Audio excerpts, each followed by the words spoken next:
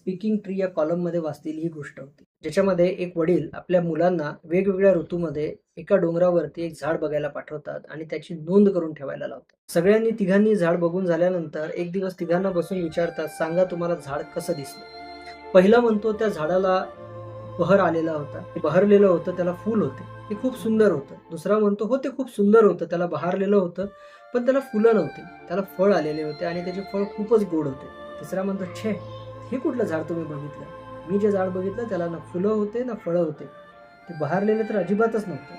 त्याला पानंही नव्हती. थोडीफार होती तीही पिवळी, कधीही गळतील अशी."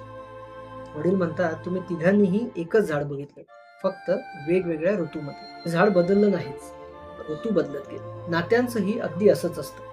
प्रेम म्हणजे फक्त वसंत ऋतू नसतो. कधी फुलं असतात, कधी फळं असतात, कधी-कधी सगळंच कोमेजल्यासारखं वाटतं. पण नेव्हर जज a person by a one conversation, one mistake, one year, one season नाही. कारण every relationship has its own spring, summer, autumn and winter. आज तुमचं नातं हिवाळ्यात असेल, उद्या त्याच नात्यात वसंत ऋतूही येऊ पाहतो. लक्षात ठेवा, temporary seasons shouldn't make a permanent decision. कदाचित व्यक्ती बदललेली नसते, पण फक्त नातं एका कठीण ऋतूने जात असतं. म्हणून निर्णय व्यक्तीवर घेऊ नका. त्या क्षणी सुरू असलेल्या ऋतूवरही घेऊ नका. कारण एकदा हिवाळ्यानंतर सुंदर वसंत पुन्हा येणार असतो. जेव्हा दोन प्रेम करणारी माणसं आता आपण आयुष्यभर एकत्र राहूयात हा निर्णय घेतात, तेव्हा प्रेम संपत नाही, पण मनाची परीक्षा सुरू होते. अचानक भविष्याची भीती वाटू लागते.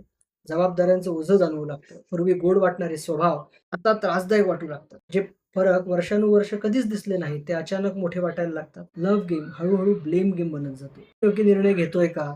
आपण घाई तर करत नाहीये ना? वाद होतील, अबोलाही येईल, स्पेस हवीशी वाटेल आणि तरीही दूर गेल्यावर त्याच व्यक्तीची सर्वात जास्त आठवण येईल. गोष्ट कशी वाटली?